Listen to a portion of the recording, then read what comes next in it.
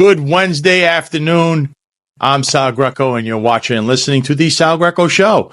If you're watching us on YouTube, please hit the like button, hit the share button, hit the subscribe button, hit the notification button. If you're watching us on Rumble, hit the Rumble button, hit the like button, hit the follow button. And if you're listening on any major podcast streaming platforms, please like, share, and subscribe. Well, today we're going to discuss what's everyone's been talking about, especially whether you're in the New York City Police Department, you're in New York City, you're in D.C., just everywhere in this country. Is Eric Adams now President Donald Trump's best friend? Is MAGA now the party of corruption? What the hell just happened in the last 48 to 72 hours? We're going to cover that up next on the Sal Greco Show.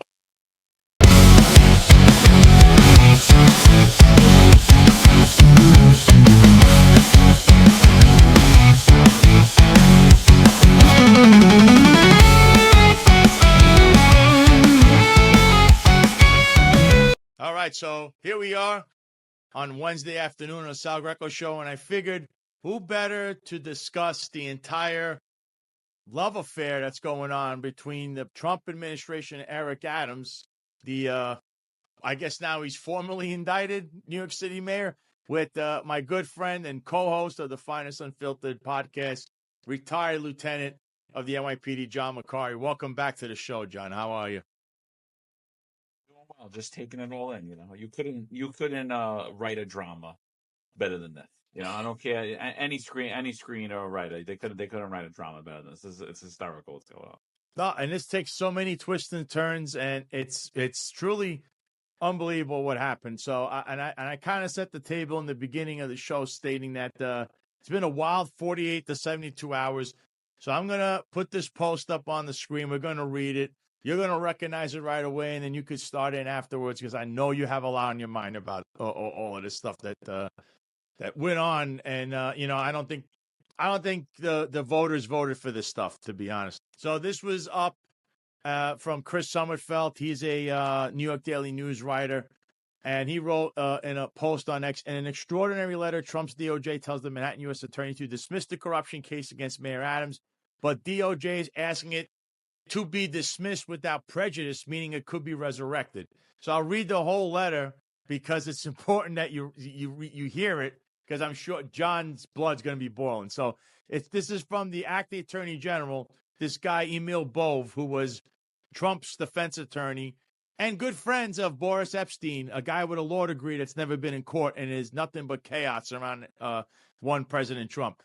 So here it goes. It says, you are directed as authorized by the Attorney General to dismiss the pending charges in United States versus Adams, which number 24 CR 556, Southern District of New York, as soon as is practical, subject to the following conditions. 1, the defendant must agree in writing to dismissal without prejudice. 2, the defendant must agree in writing that he is not a prevailing party under the Hyde Amendment. And 3, the matter shall be reviewed by the confirmed U.S. attorney in the Southern District of New York following the November 2025 mayoral election, based on consideration of all relevant factors, including those set forth below. There shall be no further targeting of Mayor Adams or additional investigative steps prior to that review, and you are further directed to take all steps within your power to cause Mayor Adams' security clearances to be restored. The Justice Department has reached this conclusion without assessing the strength of the evidence or the legal theories on which the case is based, which are issues on which we defer to the U.S. Attorney's Office at this time.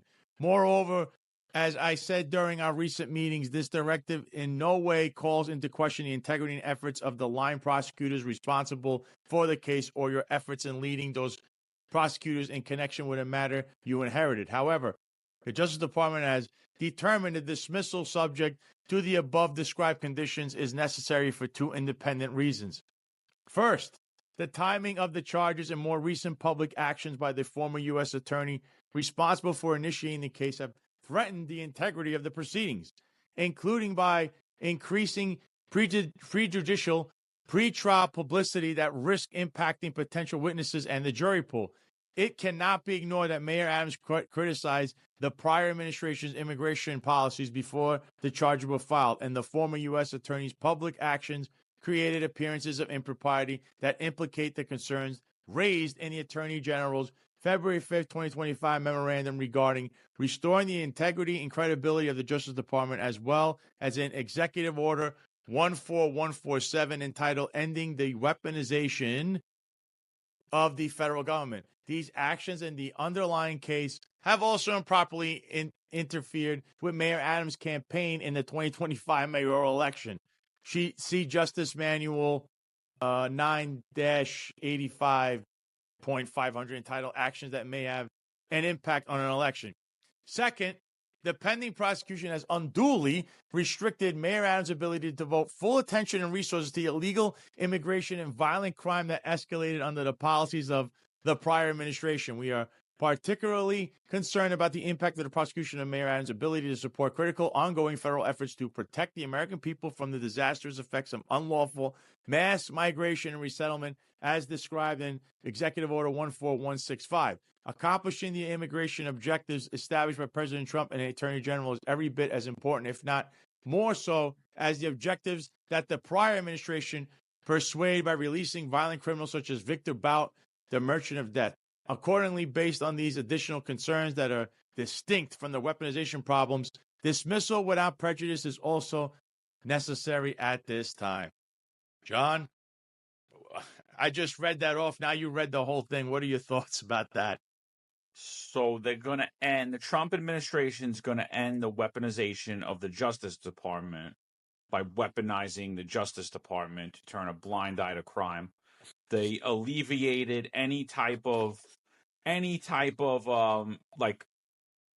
accountability on their part by saying, hey, we didn't even review the case. We don't even know the merits of it. Oh, and we're not by any means saying that you guys did something wrong, but see this memo that we put out. So they're saying that they did something wrong without ever reviewing the merits of the case. And the reason that they didn't review the merits of the case, and by the way, I don't believe that they didn't review the merits of the case. I think that they reviewed the merits of the case and they were like, no, we have to put that wording in there to alleviate any responsibility from us when this does go public or if people get their hands on this in the future, because you're going to see that there were egregious acts that happened and crimes that happened.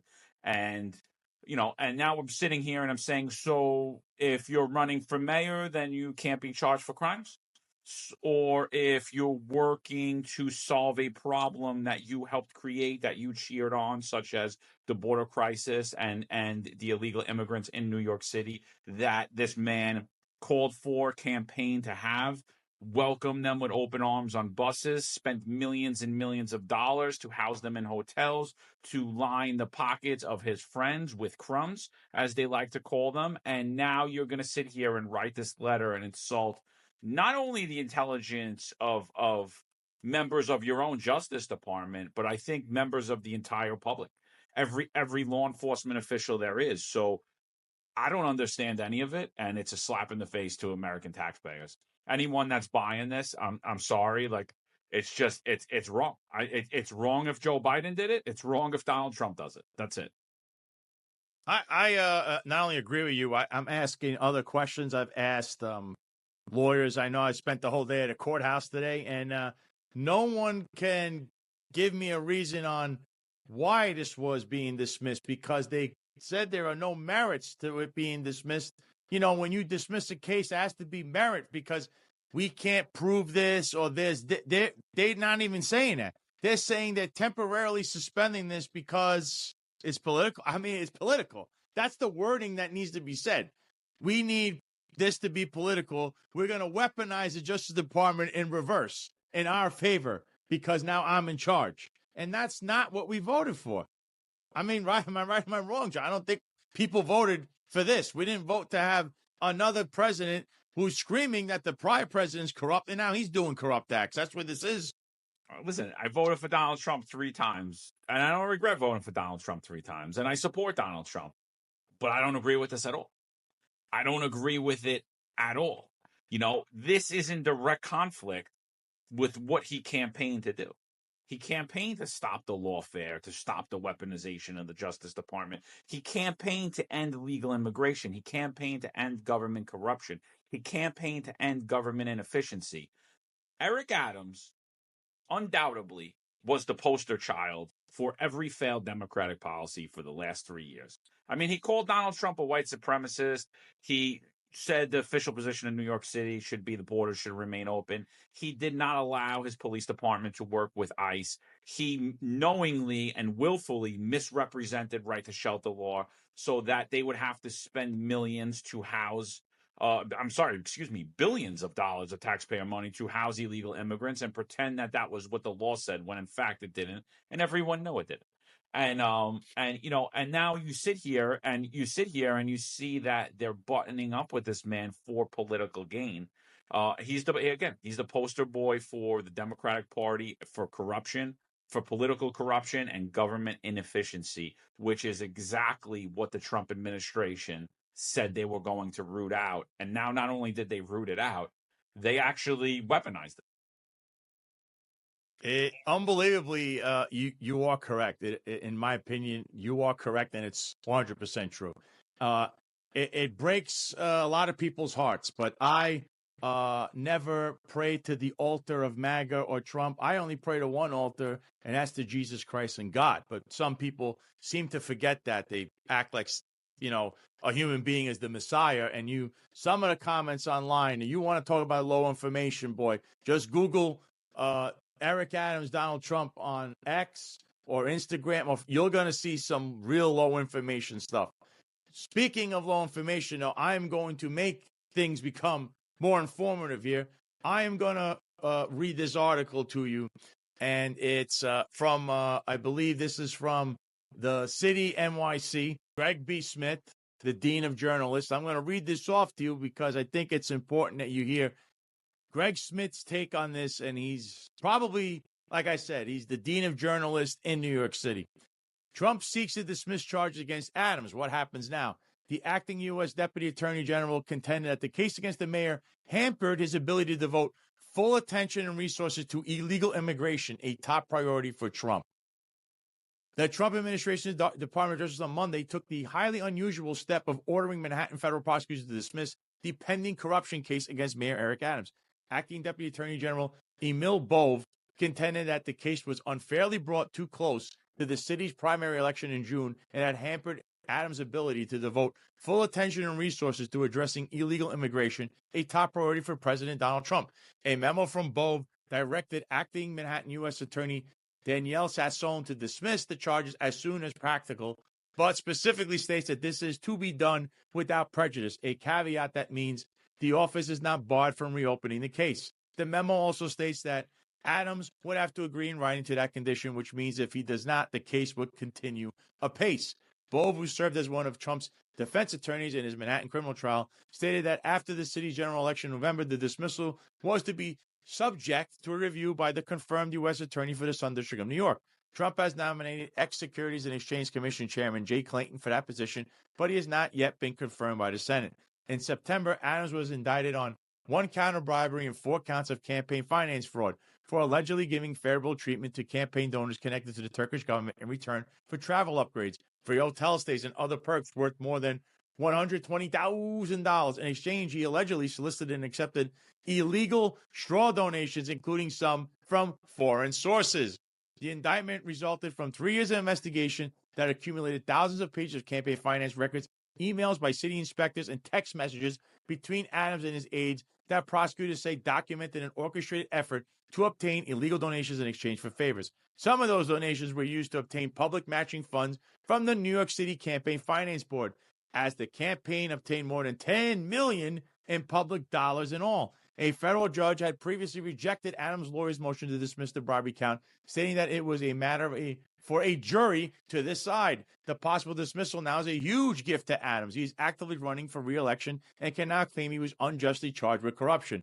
The dismissal could also affect his ability to obtain matching funds. The New York City Campaign Finance Board cited the indictment refusing his 2025 campaign's request for $4 million in public funds, and he could now argue their refusal is no longer valid. Late Monday, Adams' lawyer Alex Spiro heralded the Trump Justice Department's decision as total vindication. As I said from the outset, the mayor is innocent. He will prevail. Today, he has the Department of Justice has reevaluated this case and determined it should not go forward. There is good reason for that, Spiro said.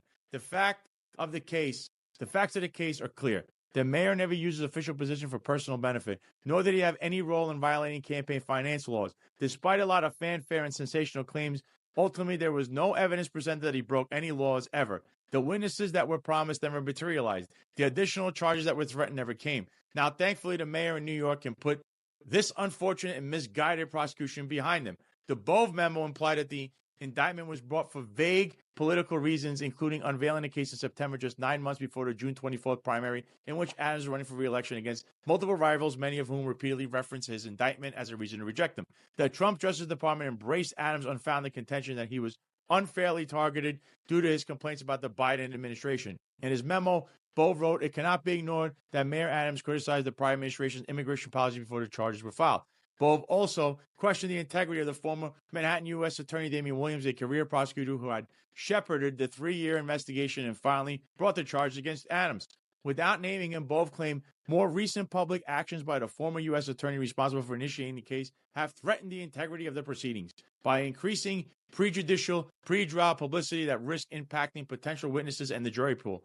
Williams recently penned an op-ed that did not specifically name Adams but criticized a culture of corruption that has long tainted New York politics.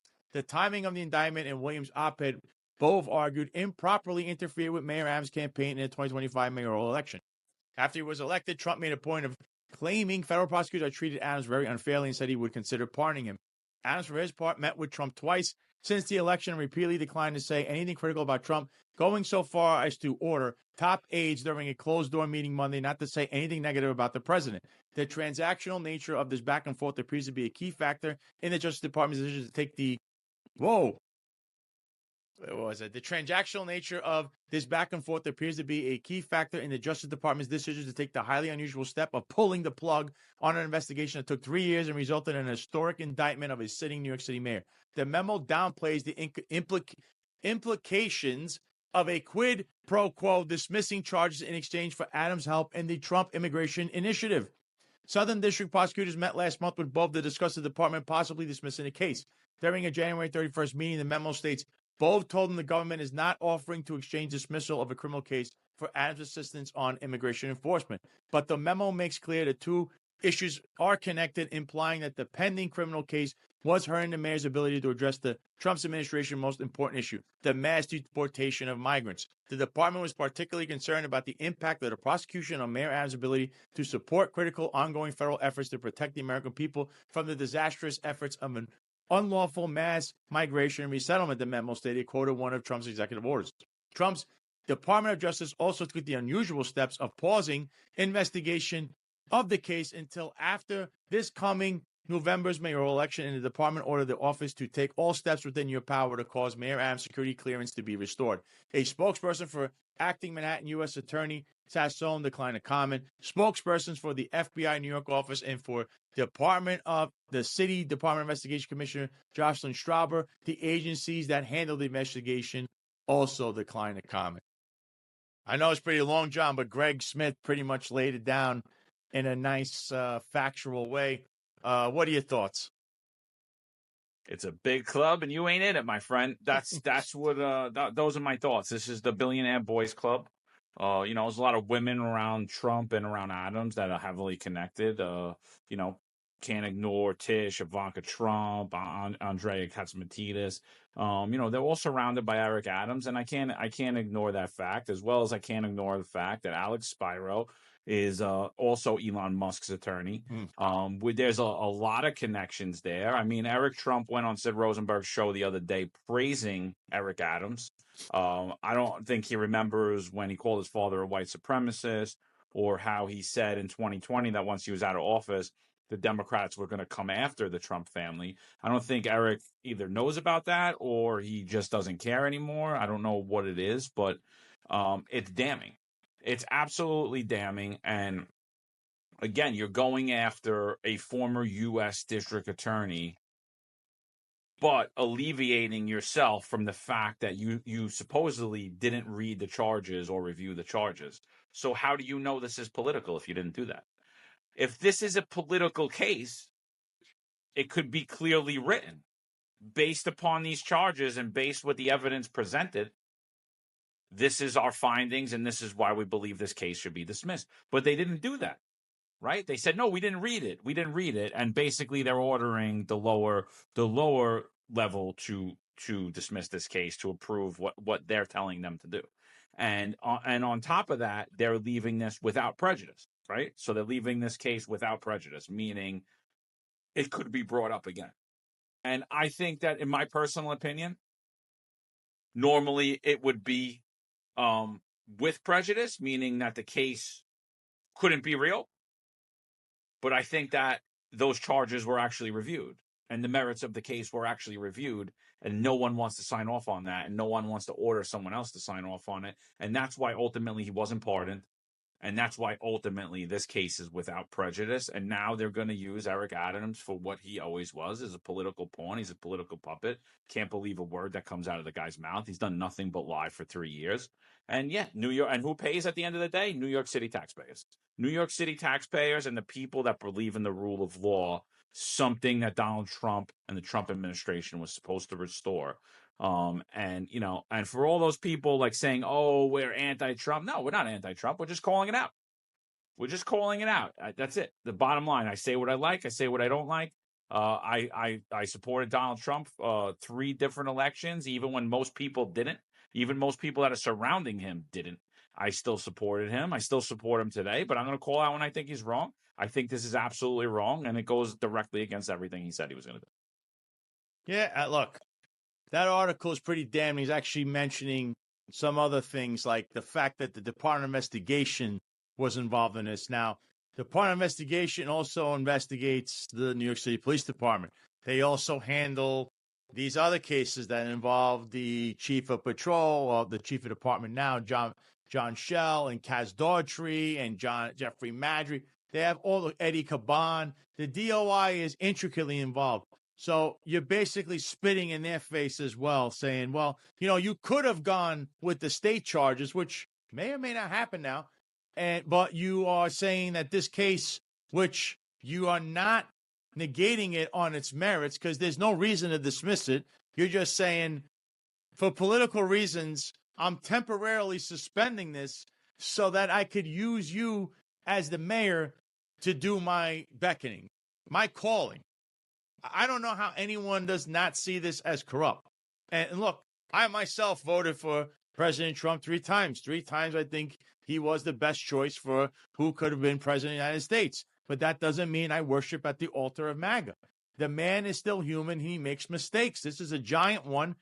Eric Trump, I heard him come on the show with Sid Rosenberg. And like I said on the previous episode with Serena Townsend, who is an attorney, Eric Trump doesn't know a thing about law. He doesn't know anything about the courts. I understand he was subpoenaed. He is a builder. He builds hotels. Very good at that. He knows how to make a building. I don't tell Eric Trump how to build a building. He shouldn't tell us who is good, who is bad, and how to indict people and charge them, because technically he was even wrong in that he stated on that show with Sid Rosenberg that Eric Adams was nice to my family. So that means selfish Eric and the selfish Trumps don't care about the New York City citizens who got stomped on by Eric Adams. And what do I mean?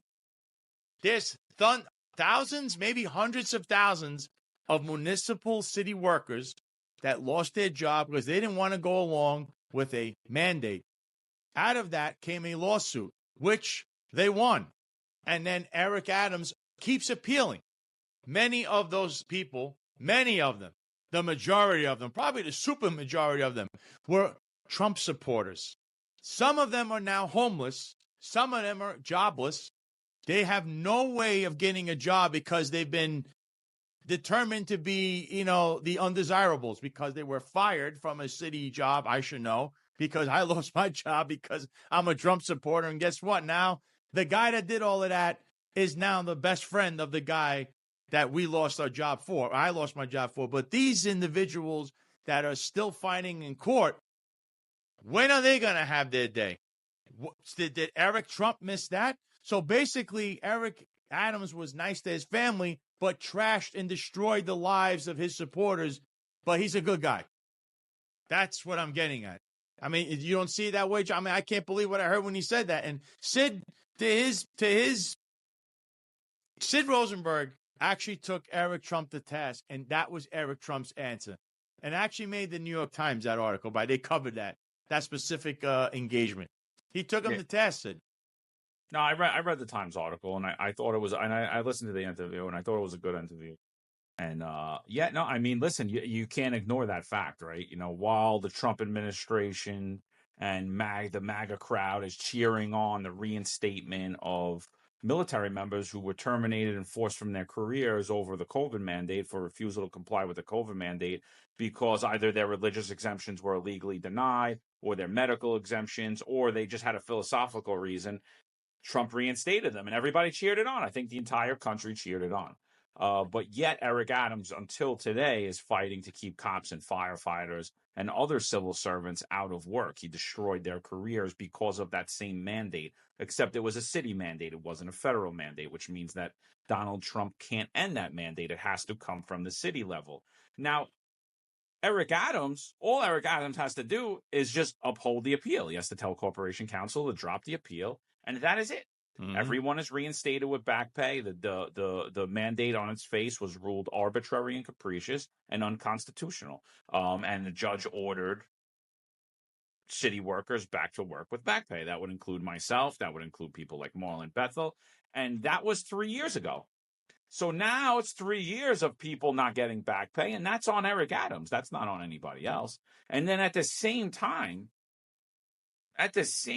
he did all that, he welcomed the entire world, every gang, every criminal to New York City, and he was paying for them, and he didn't care, and he wasn't letting the police cooperate with ICE, and he wasn't letting the police do anything. He treated them better than he treated New York City residents and their children.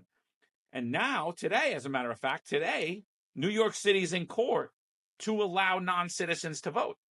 That's another appeal by the Eric Adams administration. Is that part of the MAGA agenda? Is that part of the America First agenda? Is this the Eric Adams that Eric Trump supports, that Donald Trump supports? So what I'm hearing is, well, we don't like illegal immigrants, but we like them a little bit more than we like fired cops and firefighters who stood in integrity, who were legally denied religious exemptions, who held on to their faith, who were overwhelmingly Trump supporters, like you said. And we don't care about them that much, but it's okay if non-citizens vote in New York City, right? Because that's ultimately what we're going for. John Catsimatidis seems to not have a problem with it either, because he was out to dinner with, guess who last night, right? Eric Adams, right? And when the news broke. And I don't think that was a coincidence either, my friend. You're right. And just to cover what you were just saying, this was a post I put up on X the morning after this disaster that Trump created. I put, Mayor Eric Adams declined to veto the bill allowing illegal immigrants to vote in local New York City elections, but is fighting for this to become a law to this day. At Real Donald Trump orders his DOJ to drop the very serious federal charges of Eric Adams in Trump's latest, quote, 4D chess move, end quote. Adams, a real victim of judicial malpractice, according to at Eric Trump, because Adams was, quote, nice, end quote, to his family, while he destroyed the lives of many New Yorkers and city municipal workers who supported and voted for his father, terminating them, leaving many still jobless and even homeless. Is MAGA now condoning illegal immigrants voting in the America First agenda?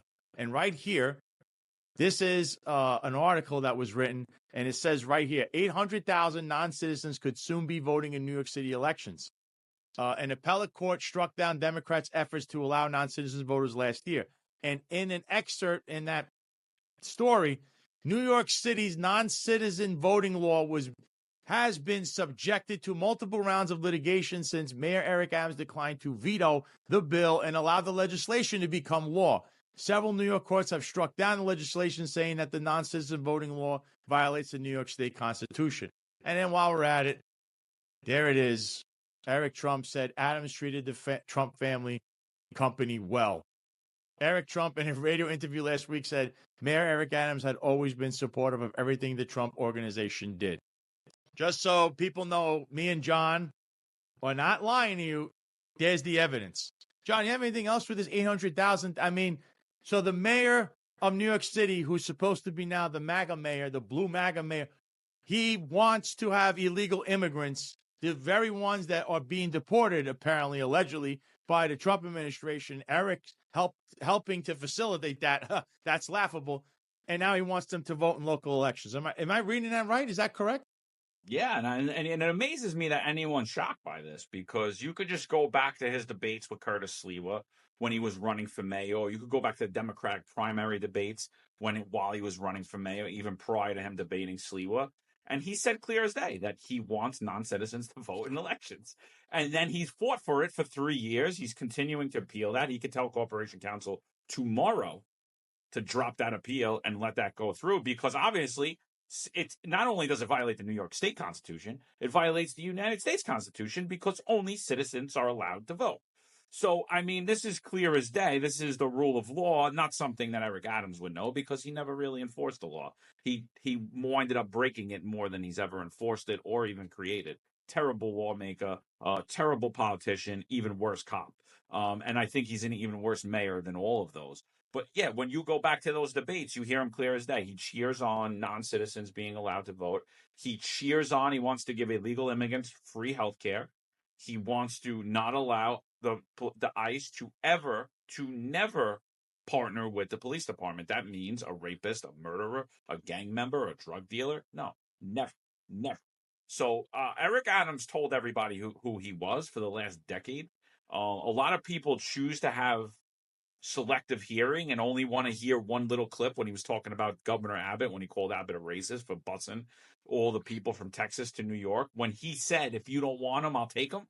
So Abbott said, okay.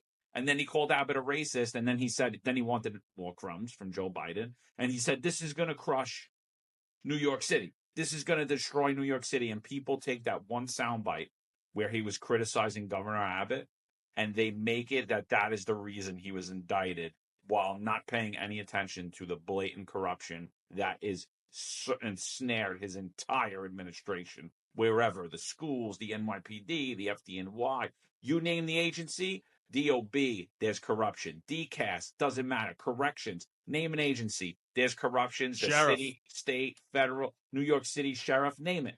And it's not common things. It's blatant, disgusting corruption.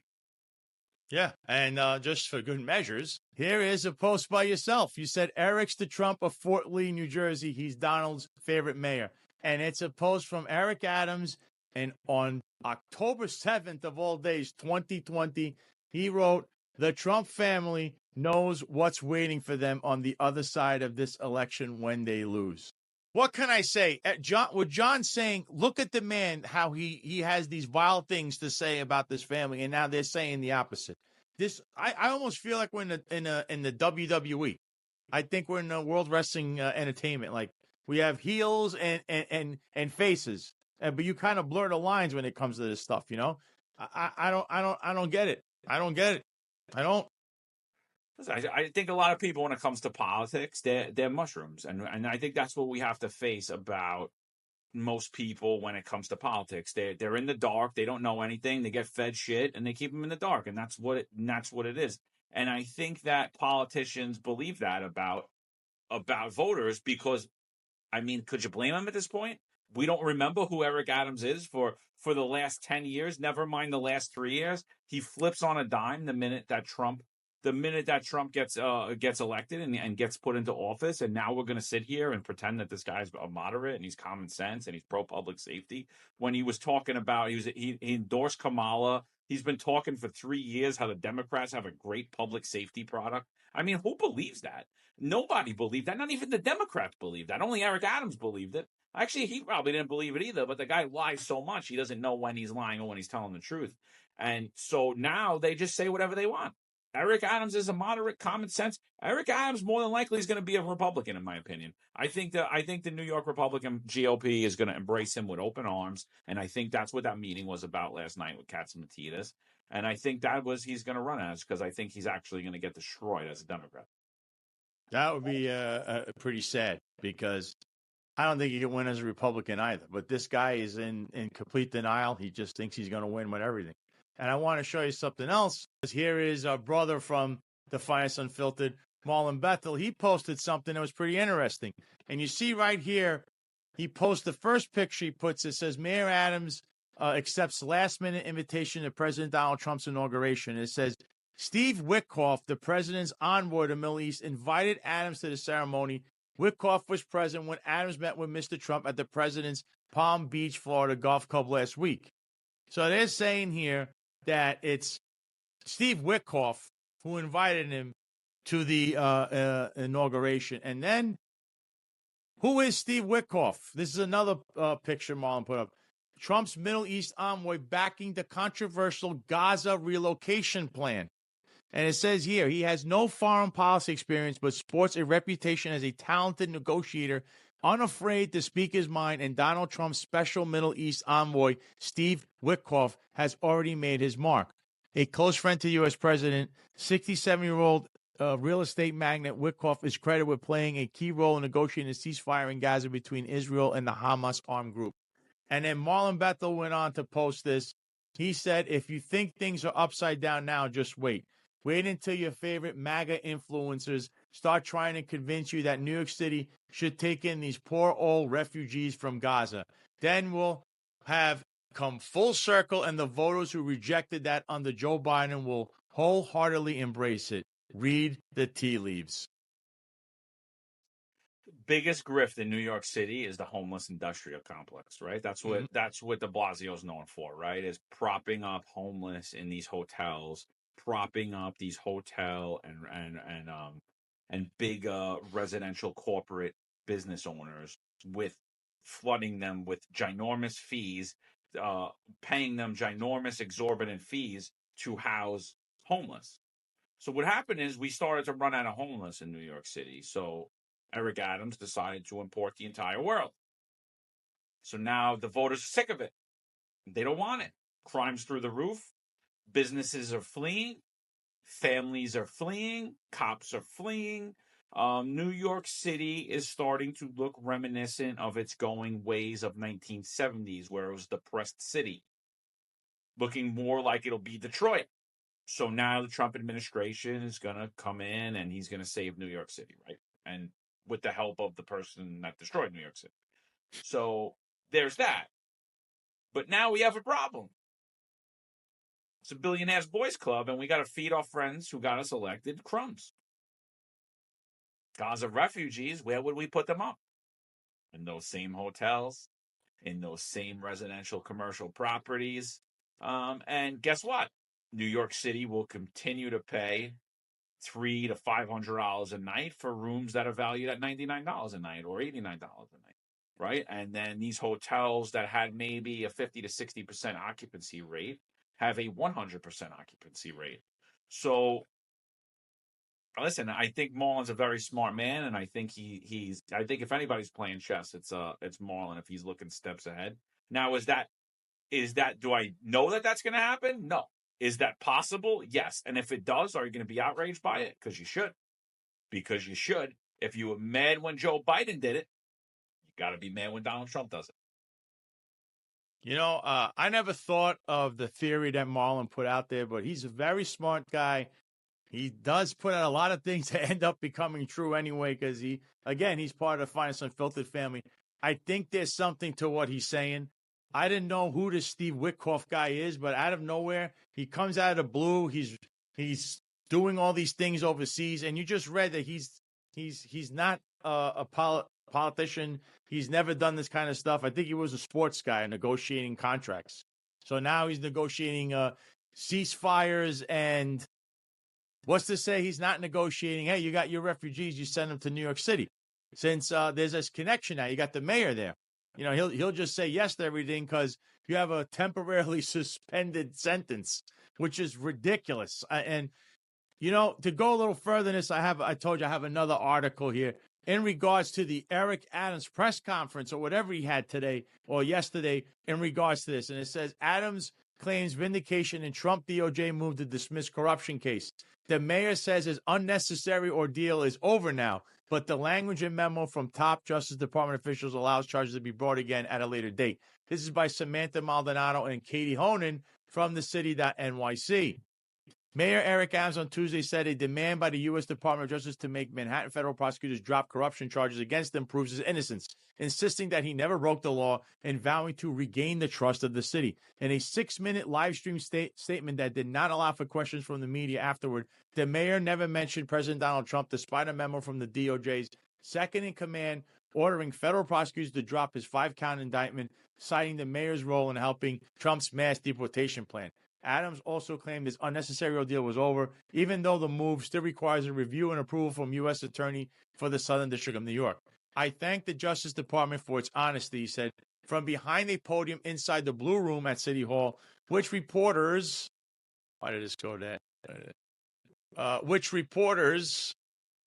were barred from entering. Now we can put this cruel episode behind us and focus entirely on the future of the city. The request from the DOJ doesn't completely get Adams off the hook, however. The ask was for federal prosecutors to drop the charges without prejudice, which means the charges could be refiled in the future.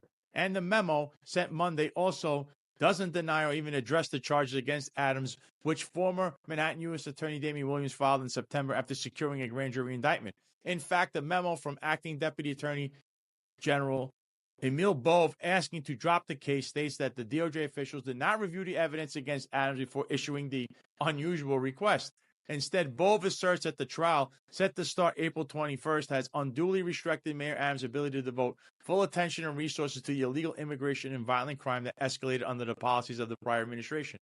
Hours before the DOJ memo surfaced late Monday, Adams, during a closed-door meeting, told his top commissioners to avoid criticizing Trump or interfering with immigration enforcement officers.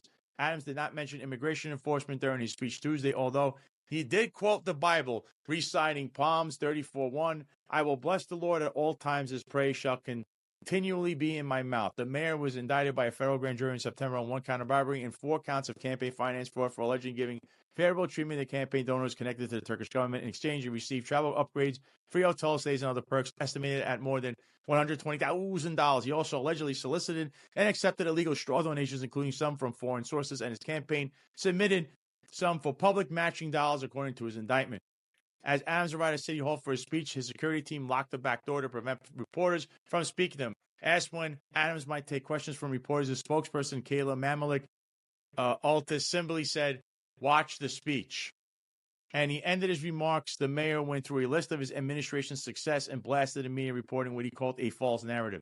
Hidden beneath all the shocking headlines, all the rumors and false allegations, all the innuendos and insinuations, the real news is that the women and men of my administration have delivered for the working people in New York just like I promised we would, he said. Those are facts.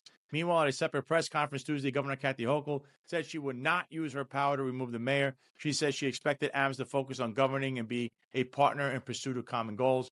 It is my hope that after, this issue, there's more attention now back on the minutia of running the city, she said. She emphasized that Adams should be doubling down on regaining New Yorkers' trust. I encourage the mayor to examine all of his actions, and now that he's going to be under spotlight, to make sure that people have confidence that there has been no reason why he would not take a certain action, she said. He has to demonstrate to New Yorkers that he's putting them first above all, and that includes in his relationships at the White House. Adams' reprieve got a more forceful reaction from the influential Reverend Al Sharpton, who on Tuesday said, it certainly sounds like President Trump is holding the mayor hostage. That is simply not fair to the city of New York.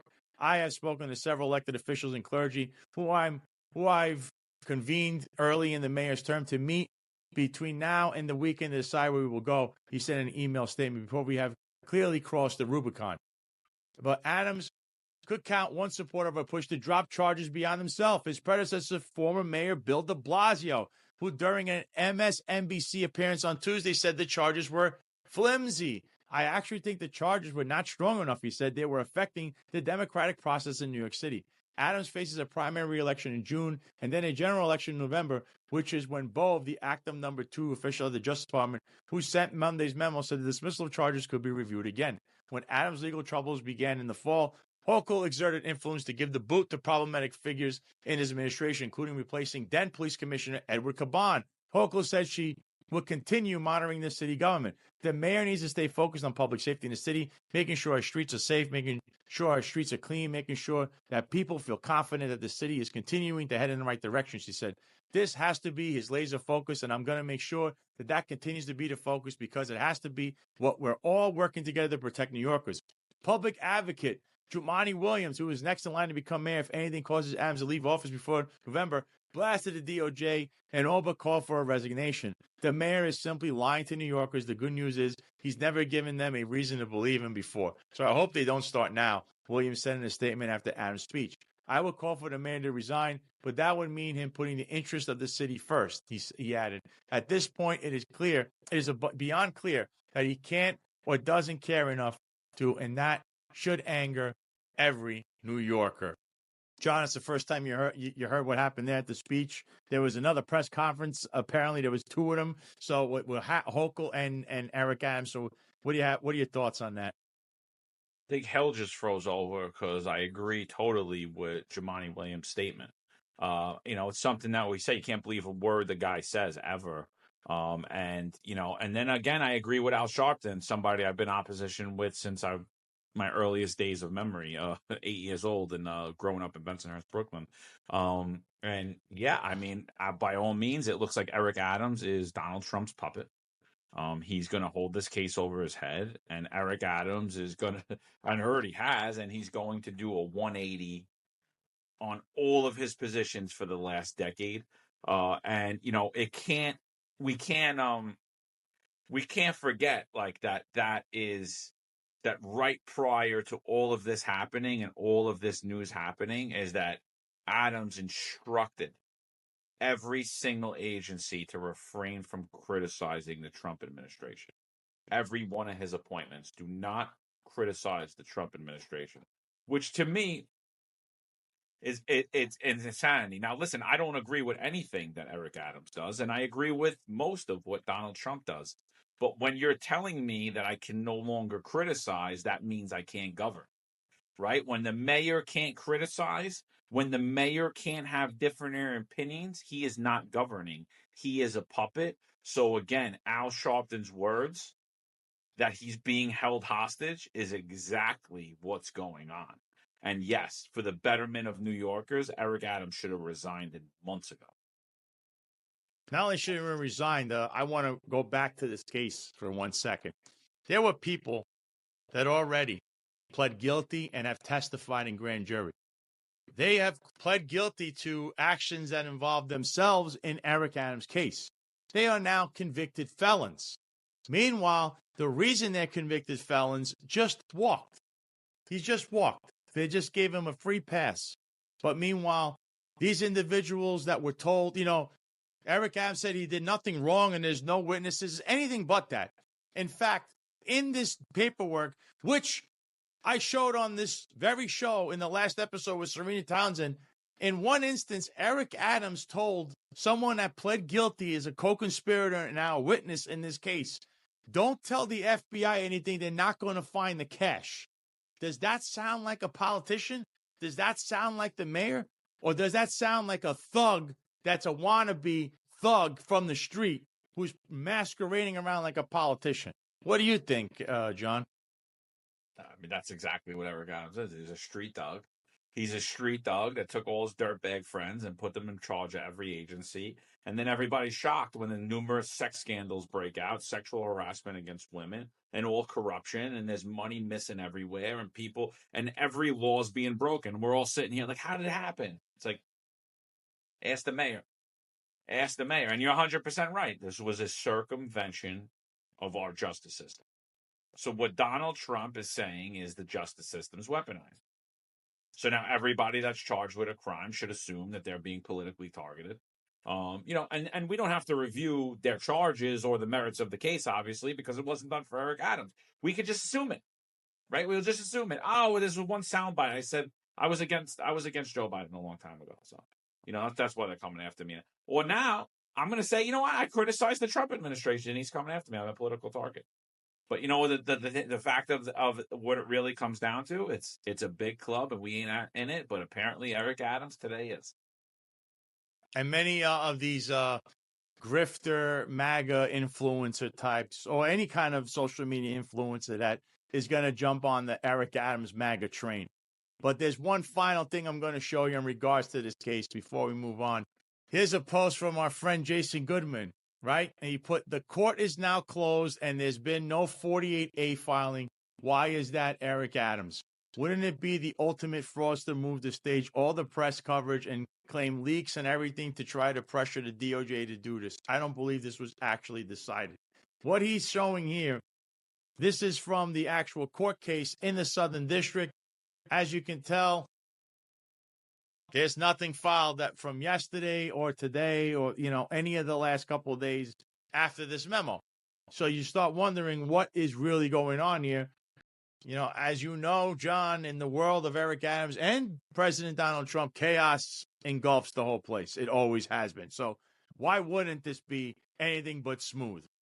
Right or am I wrong? Yeah, and I mean, to the point, I don't believe anything that comes out of Eric Adams' mouth. I mean, when you listen to his speech, he talks about historic lows in crime. Like, all of this is made up. Like, it's not real at all. Yet the news media is not reporting on it. And I'm like, everything he said was a lie, including when he talks about his diet. The man has been, he's honestly, like, I don't know if he knows how to tell the truth. I don't know if it's possible because I've never heard it happen. I've never was like, oh, yeah, no, that's true. It never happened. I listen to the guy all the time. I listen to his off-topic Tuesdays. I listen to the way he answers questions. He's a very dishonest person. So I don't, how could I believe any part of his speech? I mean, when 90% of it, he's talking about making history and the accomplishments of his mayoral administration, and he doesn't have one. He doesn't have one accomplishment. Yet he talks about check my record. We have. It's horrible.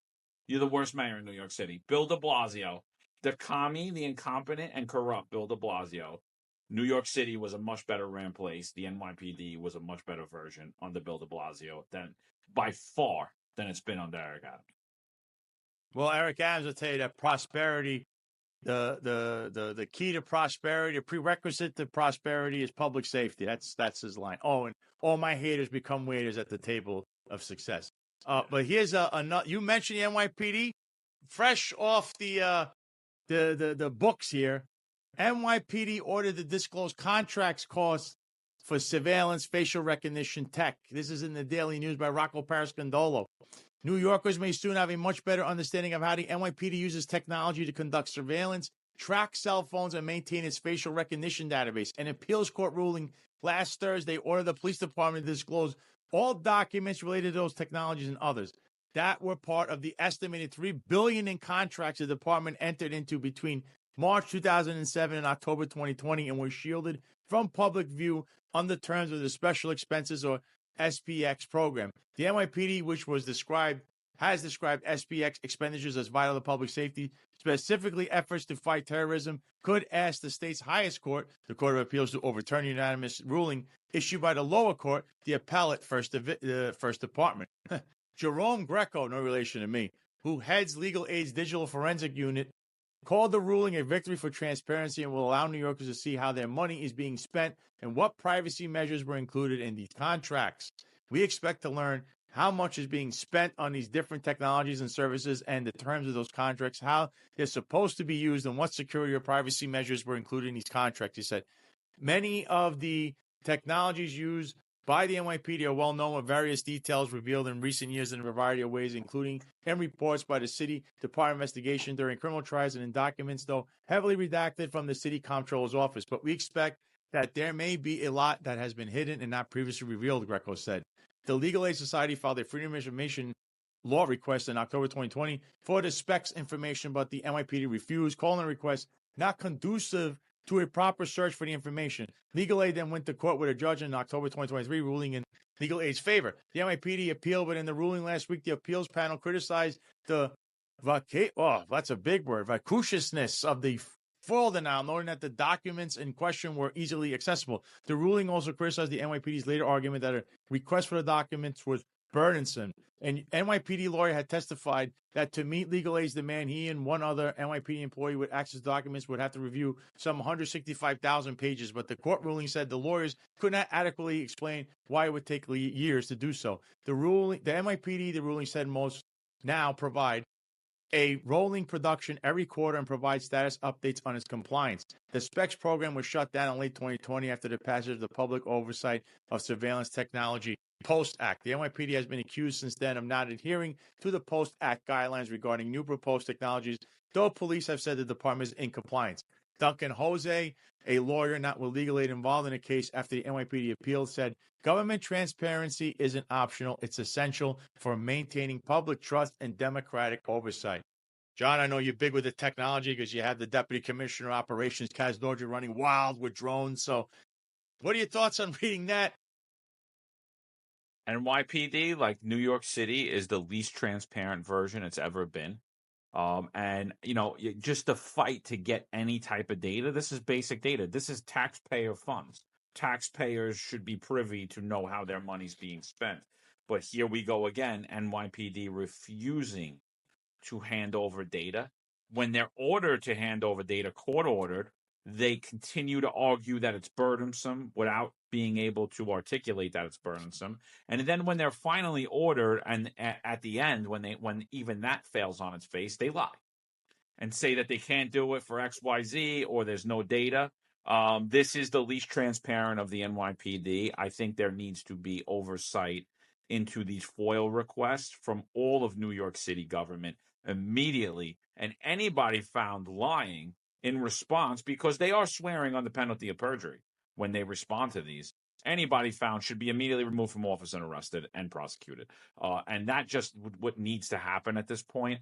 When we pass law that says you will not perform certain actions based around facial recognition technology because it is a violation of the Fourth Amendment, depending upon how it's used.